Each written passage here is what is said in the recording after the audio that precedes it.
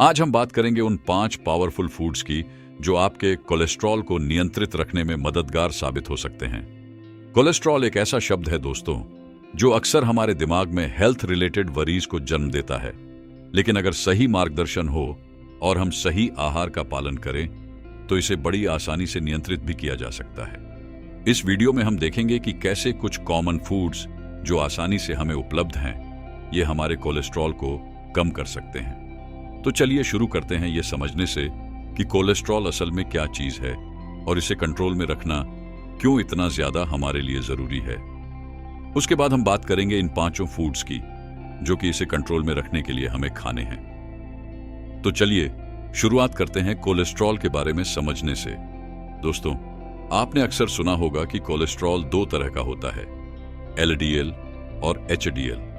LDL को हम bad cholesterol कहते हैं और एचडीएल को गुड कोलेस्ट्रॉल। सोचिए, अगर आपका शरीर एक फैक्ट्री है तो एलडीएल वहां का वेस्ट प्रोडक्ट है जो नदियों या हवाओं में पोल्यूशन फैलाता है, और एचडीएल वो सफाई कर्मी है जो इस पोल्यूशन और गंदगी को साफ करने का काम करता है। इसलिए हमारा टारगेट हमेशा एलडीएल को कम रखना है और एचडीएल को बढ़ाना होना चाहिए। हमारा आहार यानी हमारी डाइट सीधे तौर पर कोलेस्ट्रॉल लेवल्स को प्रभावित करता है। कुछ फूड्स ऐसे हैं जो कोलेस्ट्रॉल को बढ़ाते हैं, वहीं कुछ फूड्स ऐसे भी हैं जो एलडीएल को कम करते हैं और एचडीएल को बढ़ाने में मददगार साबित हो सकते हैं, यानी कोलेस्ट्रॉल प्रोफाइल को सही से मेंटेन करने में हमारी हेल्प करते हैं। अगर हम अपने आहार में थोड़े से हेल्दी बदलाव ले आएं तो हम इस फैक्ट्री को और अधिक कुशल बना सकते हैं, इसकी एफिशिएंसी को बढ़ा सकते हैं। इस प्रकार हम न सिर्फ अपने कोलेस्ट्रॉल को नियंत्रित कर सकते हैं बल्कि एक स्वस्थ और संतुलित जीवन शैली की ओर भी कदम बढ़ा सकते हैं। तो आइए देखते हैं कि वो कौन से सुपर फूड्स हैं जो आपके कोलेस्ट्रॉल को नियंत्रित रखने में आपकी मदद कर सकते हैं। तो पहला फूड जो मैं आपको रिकमेंड करूंगा वह है ओट्स और बार्ले, यानी कि जौ। तो दोस्तों, ओट्स और बार्ले जो हैं ये ऐसे सुपर फूड्स हैं जो कि हमारे कोलेस्ट्रॉल को कंट्रोल करने में बहुत ही ज्यादा हेल्पफुल होते हैं। सोचिए, अगर आपका पेट एक स्पंज है तो ओट्स और बार्ले उस स्पंज को साफ करने वाले साबुन की तरह काम करते हैं। ये दोनों अनाज बीटा ग्लूकोन से भरपूर होते हैं जो कि एक प्रकार का सॉल्यूबल फाइबर है। ये बीटा ग्लूकोन आपके पेट में जाकर कोलेस्ट्रॉल को अपने साथ बांध लेता है और फिर उसे शरीर से बाहर निकाल देता है, ठीक इसी तरह से जैसे एक सफाई कर्मी गंदगी को बाहर निकालता है। कई रिसर्चर्स ने यह साबित किया है दोस्तों कि बीटा ग्लूकोन एलडीएल कोलेस्ट्रॉल को कम करने में काफी ज्यादा हेल्पफुल होते हैं। नाश्ते में ओट्स का एक बाउल जिसमें फ्रेश फ्रूट्स और नट्स भी हों तो और ही बढ़िया है। यह न सिर्फ आपको टेस्ट देगा बल्कि आपके दिन की शुरुआत भी हेल्दी तरीके से करेगा। बार्ले को आप दोस्तों सूप्स और सैलेड्स में मिलाकर भी ले सकते हैं और इसकी आप चाहें तो रोटियां बनाकर भी खा सकते हैं। जौ की रोटी अक्सर लोग बनाते हैं तो ये भी कोलेस्ट्रॉल को कंट्रोल करने में काफी ज्यादा हेल्पफुल होती है। तो अगर आप अपने कोलेस्ट्रॉल को नेचुरल तरीके से मैनेज रखना चाहते हैं तो ओट्स और बार्ले आपकी डाइट में सबसे पहले आपको ऐड करने चाहिए।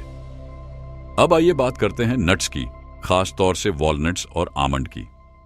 ये नट्स दोस्तों मोनो और पॉलीअनसैचुरेटेड फैटी एसिड से भरपूर होते हैं जो आपके दिल और कोलेस्ट्रॉल लेवल्स के लिए काफी ज्यादा फायदेमंद होते हैं। कई सारी रिसर्चर्स बताती हैं कि नट्स खाने से हमारे लिपिड प्रोफाइल में, यानी जो हमारा कोलेस्ट्रॉल लेवल होता है, इसमें काफी ज्यादा सुधार आ सकता है। रिसर्चर्स के अनुसार रेगुलर रूप से नट्स खाने से एलडीएल कोलेस्ट्रॉल में कमी आती है और एचडीएल कोलेस्ट्रॉल में इससे इंप्रूवमेंट देखा गया है। आप नट्स को सुबह के नाश्ते में खा सकते हैं, दही में या ओटमील में डालकर खा सकते हैं।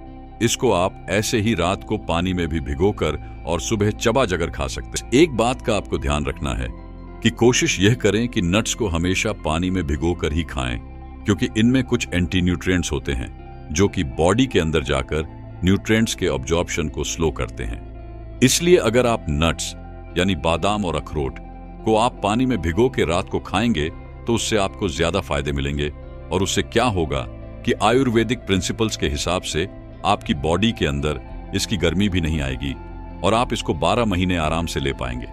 रोजाना 7 से लेकर 8 बादाम और करीब 2 से लेकर 3 अखरोट की गिरी तक आप खा सकते हैं। ज्यादा इसे खाने से आपको बचना चाहिए क्योंकि इनमें कैलोरीज अच्छी खासी होती हैं। तो अगर आप ज्यादा क्वांटिटी में लेंगे तो एक तो आपके अंदर कैलोरी इंटेक बढ़ जाएगा, मोटापा बढ़ने का खतरा रहेगा, और दूसरी प्रॉब्लम ये आएगी कि आपकी बॉडी के अंदर इसकी वजह से गर्मी भी बढ़ सकती है, जो कि आयुर्वेदिक प्रिंसिपल्स के हिसाब से कोई अच्छी चीज नहीं। आइए अब बात करते हैं एक ऐसी ड्रिंक की जो न केवल आपके दिन को ताजगी से भर देती है बल्कि आपके कोलेस्ट्रॉल को भी नियंत्रित करने का काम करती है। जी हां, ग्रीन टी की मैं बात कर रहा हूं। इमेजिन कीजिए, अगर आपका शरीर एक जंग का मैदान है और हमारी सेल्स को जरूरत है एक प्रोटेक्टिव शील्ड की, तो ये ग्रीन टी वही शील्ड है, वही ढाल है जो फ्री रेडिकल्स के असर से सेल्स को बचाने का काम करती है। इसका मेन कंपोनेंट होता है कैटेचिन्स, जो कि एक प्रकार के एंटीओक्सीडेंट्स हैं। बहुत सारी स्टडीज इस बात को बताती हैं दोस्तों कि ग्रीन टी एलडीएल कोलेस्ट्रॉल को कम करने में काफी असरदार होती है। तो अगर आप अपने दिन की शुरुआत या अंत एक स्वास्थ्यवर्धक पेय पदार्थ से करना चाहते हैं तो ग्रीन टी एक बेहतरीन विकल्प है आपके लिए। ये न केवल आपके कोलेस्ट्रॉल को नियंत्रित करता है बल्कि आपको एक स्वस्थ जीवन शैली की दिशा में भी ले जाता है। वैसे ग्रीन टी को एक दिन में आपको कितना पीना चाहिए, यह भी एक बड़ा सवाल है जो अक्सर लोग पूछते हैं। तो इट इज रिकमेंडेड कि आप दिन भर में 2 से 3 कप ग्रीन टी को आराम से पी सकते हैं। इससे ज्यादा आपको नहीं पीना चाहिए, अदरवाइज कई बार कैफीन की वजह से आपको कुछ प्रॉब्लम्स जैसे कि नींद ना आना, चिड़चिड़ापन वगैरह की शिकायत हो सकती है। तो 2 से 3 कप अगर आप दिन भर में ग्रीन टी के पी लेते हैं, इतना आपके सेहत के लिए, खासतौर से आपके कोलेस्ट्रॉल को कम करने के लिए काफी हो। के बाद नंबर आता है दोस्तों लहसुन का। लहसुन में मुख्य रूप से होता है एलिसिन, जो कि एक शक्तिशाली कंपाउंड है जो कोलेस्ट्रॉल को नियंत्रित करने में मदद करता है। सोचिए, अगर आपका शरीर एक किला होता, एक फोर्ट होता और लहसुन उस किले की सुरक्षा की दीवार होती तो कितना अच्छा होता। कुछ इसी तरह से काम करता है लहसुन। आपके शरीर को बढ़े हुए कोलेस्ट्रॉल से प्रोटेक्शन प्रोवाइड करता है। रिसर्च बताती है कि लहसुन का नियमित सेवन आपके एलडीएल कोलेस्ट्रॉल को कम कर सकता है और दिल की सुरक्षा को बढ़ा सकता है।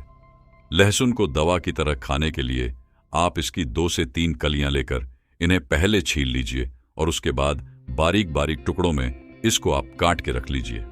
करीब 2 से 5 मिनट तक इनको आप इसी तरह से काट के कुछ देर के लिए छोड़ दीजिए ताकि जो इसमें एलिसिन है वो पूरी तरह से एक्टिवेट हो जाए, और उसके बाद इसको आप चबा चबा कर गुनगुने पानी से निगल लीजिए। वैसे अगर आप सोच रहे हैं दोस्तों कि हम सब्जियों में तो खाना पकाते वक्त लहसुन का इस्तेमाल करते ही हैं, तो उससे भी फायदा मिलना चाहिए। लेकिन मैं आपको बताना चाहूंगा कि अगर आप कोलेस्ट्रॉल को कम करने के लिए सही तरीके से लहसुन का इस्तेमाल करना चाहते हैं तो यही इसका बेस्ट तरीका है।